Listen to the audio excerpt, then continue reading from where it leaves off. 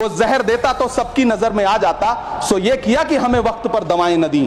वो अब तिजारती पहलू निकाल लेता है, मैं कुछ कहूं तो तराजू निकाल लेता है। मैं इसलिए भी तेरे फन की कदर करता हूं तो झूठ बोल के आंसू निकाल लेता है। सभापति महोदय, मैं आपके सामने खड़ा होकर के एक बहुत छोटी सी कहानी सुनाना चाहता हूं कि महान बादशाह सिकंदर ने जब यूनान फतेह किया तो जीत का जश्न मनाने के लिए शहर की सड़कों पर निकला। तो उसने देखा कि पूरा शहर तो जश्न मना रहा है, एक फकीर सड़क के किनारे चादर तान के सो रहा है। सिकंदर को गुस्सा आया, घोड़े से उतरा, उस फकीर के पास गया और उसे सोता देख करके उसे जोर की एक लात मारी और लात मार के कहा कि क्यों रे फकीर, मैंने यूनान फतेह कर लिया, लोग जश्न मना रहे हैं और तू सो रहा है। उस फकीर ने उन्नीदी आंखों से सिकंदर को देखा और देख करके कहा कि शहर जीतना बादशाहों का काम है, लेकिन लात मारना तो गधे का काम है। सभापति महोदय, गरीब जनता को लात मारना बंद करिए।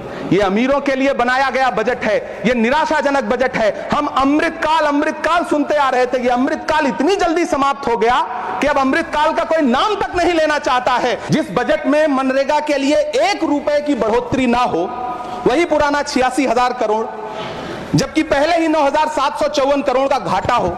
जिस मनरेगा से करोड़ों मजदूरों के घर में चूल्हा जलता हो, उस मनरेगा में काम करने वाले गरीब मजदूरों के लिए अगर आपके खजाने से 1 रुपया भी इजाफी नहीं निकल सका तो भला कौन संतुष्ट हुआ साहब? इस देश का गरीब मजदूर या आपके उद्योगपति दोस्त? वो जो महाराष्ट्र में लोकसभा और विधानसभा के बीच में 40 लाख मतदाता बढ़ाए गए थे, अरे उन्हीं के लिए मनरेगा का थोड़ा सा बजट बढ़ा देते।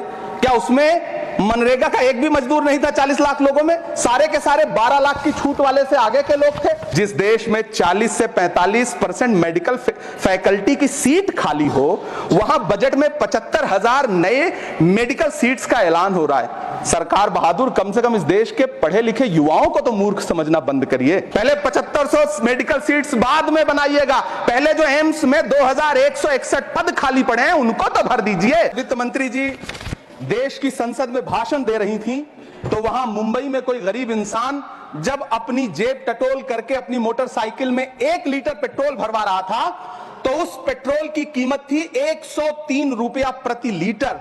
आखिर इतना महंगा पेट्रोल डीजल खरीद के कौन संतुष्ट हो रहा है? इस देश के गरीब लोग या फिर सरकार के चहेते धन्ना सेठ? सभापति महोदय, वित्त मंत्री जी इस बजट को मध्यम वर्ग को संतुष्ट करने वाला बजट बता रही हैं।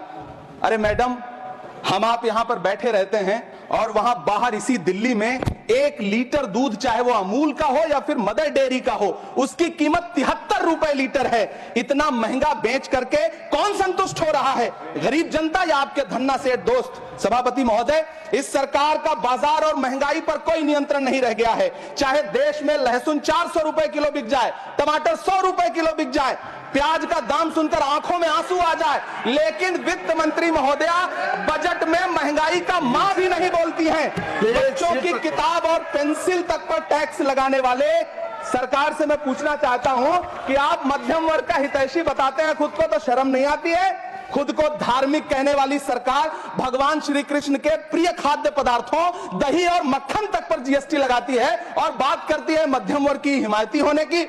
जिंदा रहते हुए जनता से हर चीज पर टैक्स वसूलने वाली यह सरकार कम से कम मरने पर तो लोगों को बख्श देती, लेकिन नहीं, वहां भी लूटना है। अंतिम संस्कार के सामान, अगरबत्ती, धूप बत्ती, केवड़ा जल, चंदन पाउडर, जौ, बताशा, काला तिल, पंचरत्न, कपूर और कफन तक पर टैक्स लेने वाली यह सरकार किस मुंह से खुद को मध्यम वर्ग का हितैषी बताती है? कौन सी संतुष्टि? किसकी संतुष्टि? कदम कदम पर टैक्स देकर लुटने वाली जनता की या फिर जनता से टैक्स वसूल करके धन्ना सेठों का खजाना भरने वाली सरकार की?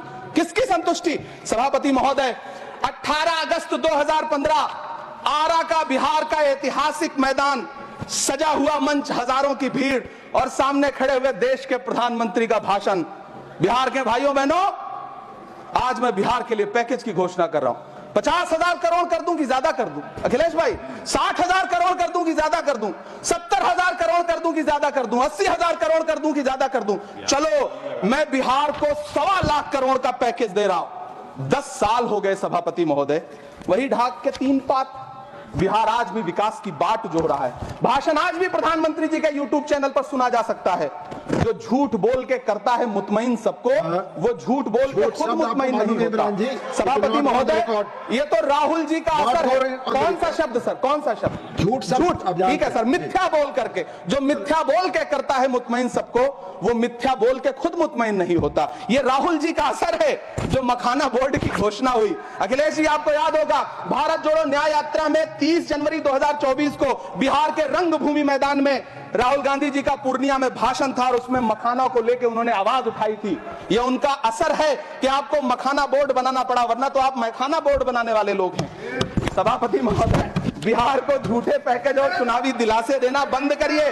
आज भी जब कोसी में बाढ़ आती है तो पूरा सीमांचल बर्बाद हो जाता है। मैंने उस तबाही को अपनी आंखों से देखा है। 2016-17 की बाढ़ में अपने इन्हीं हाथों से राहत सामग्री बांटी है मैंने। अगर सच में बिहार के लिए कुछ करना चाहते हैं तो बिहार को बाढ़ से बचाने का प्रबंध करिए। पूर्णिया एयरपोर्ट 10 साल से बाट जो रहा है, घोषणा 2014 में हुई, बन के आज तक तैयार नहीं हुआ। अलीगढ़ मुस्लिम विश्वविद्यालय का किशनगंज सेंटर बजट के अभाव में दम तोड़ता जा रहा है। मैंने पिछले बजट सत्र में भी आवाज उठाई थी। आज फिर वित्त मंत्री जी से अनुरोध करना चाहता हूं, दामन फैला करके, कि अलीगढ़ मुस्लिम विश्वविद्यालय का किशनगंज सेंटर बन जाने दीजिए।